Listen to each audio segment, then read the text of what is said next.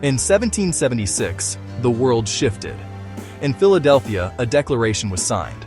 A monarchy was rejected. A republic was born. But 1776 was not significant in America alone. That same year, in Bavaria, a professor of canon law named Adam Weishaupt founded a secret society. He called it the Order of the Illuminati. Its mission, according to historical records, was rooted in Enlightenment principles: reason over superstition, secular authority over religious dominance, intellectual reform over inherited power. The group recruited academics, lawyers, and members of Masonic lodges. Within a decade, it had spread quietly across parts of Europe. And then, in 1785, it was outlawed. Official accounts state it dissolved. But the symbolism of 1776 has never stopped raising questions. 2 revolutions, one public, one secret. Some researchers argue that coincidence alone does not create suspicion, but coincidence, repeated across history, invites examination.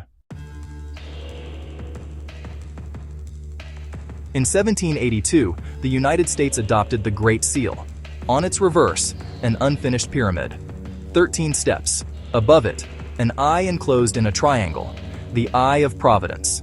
Beneath it, Novus Ordo Seclorum, a new order of the ages.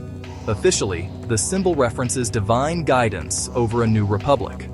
Historians note that the Eye of Providence predates the Illuminati. It appears in Renaissance Christian art, yet the Bavarian Illuminati also adopted the eye as a symbol of enlightenment, awareness, oversight. Critics argue that symbols carry layered meaning. Supporters of the theory suggest that symbols act as signatures. In 1933, the Great Seal was placed on the $1 bill at the height of economic collapse, at a moment of unprecedented federal expansion. Some researchers argue this was merely aesthetic. Others see timing as significant. A pyramid unfinished, an eye watching, a new order announced. Is it coincidence or continuity? Throughout early American history, fraternal societies played a significant role. Freemasonry included prominent founders: George Washington, Benjamin Franklin, Paul Revere. Masonic symbolism influenced architecture, ceremony, and civic culture. Critics argue that Freemasonry is philosophical and ceremonial. Theories suggest it provided networking pathways for influence. In 1832, Yale University established Skull and Bones. Membership was secretive, ritualized, selective. Over the decades, its members included presidents, Supreme Court justices, CIA directors, and senators. Officially, Skull and Bones is a collegiate society. Unofficially, critics argue it represents continuity of elite power. The argument is not that every member participates in a conspiracy. The argument is structural: shared education, shared initiation, shared networks, patterns of elevation.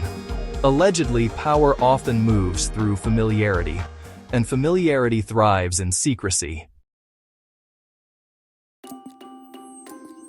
In 1913, the Federal Reserve Act was signed into law. The United States centralized its monetary system.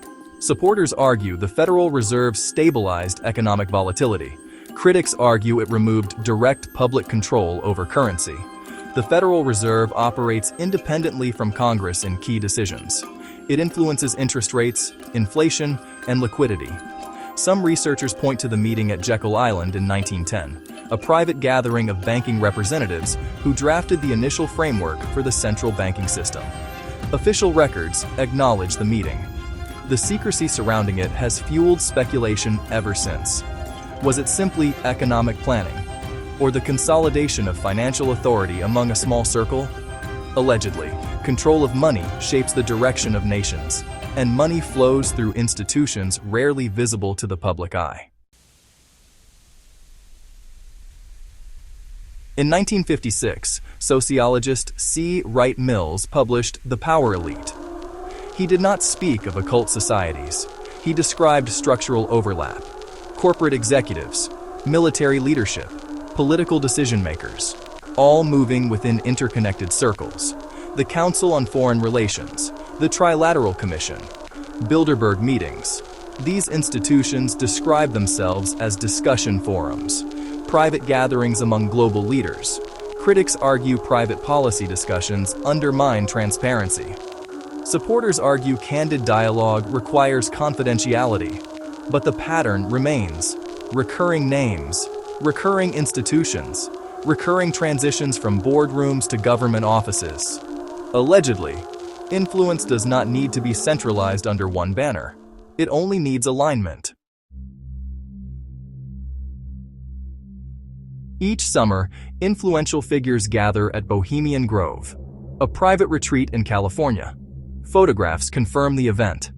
Participants include politicians, executives, media leaders. The ceremony, known as the cremation of care, has been documented. Attendees describe it as symbolic theater. Critics describe it as elite ritual. Throughout history, ritual reinforces identity. Identity reinforces loyalty. Loyalty reinforces networks. Is this evidence of control or tradition among the powerful? The interpretation depends on belief, but exclusivity undeniably shapes access. In the 21st century, power no longer requires secrecy in candlelit rooms. It requires data. Surveillance capabilities expanded dramatically after national crises. Technology companies now influence information flow. Algorithms curate perception. Financial systems operate at digital speed. Central banks explore digital currencies. Public-private partnerships blur boundaries. Some researchers argue this represents natural technological evolution. Others argue it represents unprecedented consolidation. Allegedly, the structure itself may be the mechanism. Not a single order, not a single name, but an architecture of influence, where oversight is automated, where decision-making centralizes quietly, where symbols once carved in stone now exist in code. There is no verified archival evidence proving that the original Bavarian Illuminati evolved into a continuous governing force in America. Most historians agree the order dissolved, yet the theory persists. Because patterns persist, elite overlap persists, consolidation persists, secrecy persists. Perhaps the American Illuminati is not an organization. Perhaps it is a metaphor, a framework through which people interpret concentrated power. Or perhaps, as some argue, the persistence of these patterns suggests something more coordinated. In the end, the question may not be whether a hidden hand exists, but whether modern systems have grown so centralized that they resemble design. Power leaves traces, symbols endure, networks evolve, and history rarely reveals everything at once.